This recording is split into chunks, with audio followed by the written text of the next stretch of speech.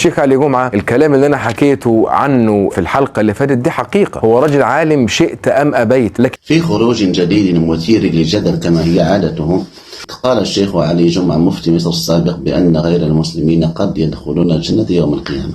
شيخ علي، هل الجنة حكر على المسلمين فقط؟ أيضا هذا من الجدليات التي يراد بها التشويش فقط لا غير. الجنة بيد الله يدخلها من يشاء.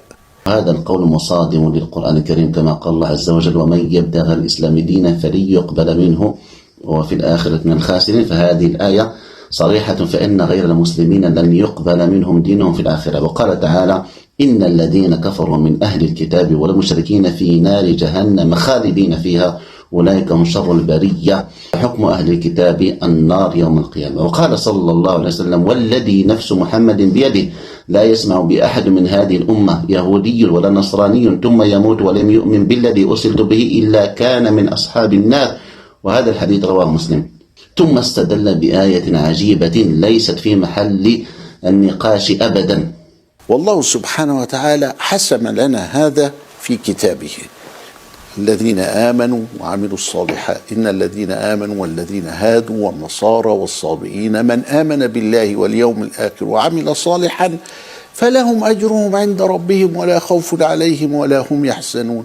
استدلاله بهذه الآية خاطئ، لأن هذه الآية تتحدث عن أهل الأديان السابقة اليهود والنصارى والصابئين الذين آمنوا بالله واليوم الآخر وعملوا صالحا في زمانهم قبل بعثة النبي صلى الله عليه وسلم. أي أن هذه الآية تشمل من كان على دين صحيح قبل النسخ والتحريف وليس بعد بعثة النبي صلى الله عليه وسلم. وأما بعد بعثة سيد الخلق عليه الصلاة والسلام أصبح الإيمان به وبما جاء به شرطا لقبول الأعمال، كما قال تعالى: ومن يبتغي غير الإسلام دينا فلن يقبل منه وهو في الآخرة من الخاسرين.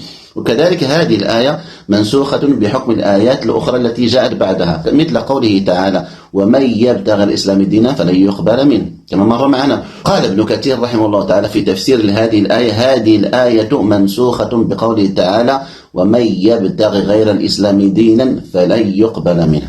والله هذه الآية في من آمن بالله واليوم الآخر وعمل صالحا قبل بعثة النبي صلى الله عليه وسلم، وبعد البعثة فلا يقبل الله إلا الإسلام. ثم أقحم مسألة أهل الفترة في هذا، يعني في هذا الموضع، من أجل التلبيس والتدليس للأسف الشديد. أهل السنة والجماعة يرون أن أهل الفترة الذين لم يصل إليهم الرسالة بصورة لافتة للنظر هم في أمر الله، في بحبوحة سعة رحمته سبحانه وتعالى. الفترة هم الذين عاشوا في فترة لم تصلهم رسالة النبي السابق ولم تصلهم رسالة النبي اللاحق، وهي رسالة النبي صلى الله عليه وسلم.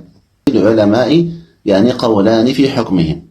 وقد جاء في الحديث الصحيح قول النبي صلى الله عليه وسلم: 4 يوم القيامة: رجل أصم لا يسمع شيئا، ورجل أحمق، ورجل هرم، ورجل مات في فترة. ثم ذكر عن الفترة فقال: وأما الذي مات في الفترة فيقول: رب ما أتاني لك رسول فيأخذ مواثقهم لا يطيعنه فيرسل إليهم أن ادخلوا النار، فوالذي نفس محمد بيده لو دخلوها لكانت عليهم بردا وسلاما. فهذا الحديث يدل على أن أهل الفترة سيختبرون يوم القيامة، ومن أطاع دخل الجنة ومن عصى دخل النار. وأقوال العلماء في حكمهم يعني على قولين: قول الشهور أنهم يختبرون يوم القيامة، وهذا رأي جمهور العلماء، وبه يقول شيخ الإسلام ابن تيمية فقال أن أهل الفترة يمتحنون يوم القيامة، فمن أطاع دخل الجنة ومن عصى دخل النار. والقول الثاني أنهم يدخلون الجنة بدون اختبار، وهذا قول لبعض العلماء. المسلمون يعيشون مع غيرهم في سلام ووئام. هذا لا يعني أن جميع الأديان تؤدي إلى الجنة، ولكن هذا يتعارض مع الصريح النصوص الشرعية. التسامح في الإسلام يعني التعامل بالعدل والإحسان مع غير المسلمين في الدنيا، لكن هذا لا يعني إدخالهم الجنة في الآخرة.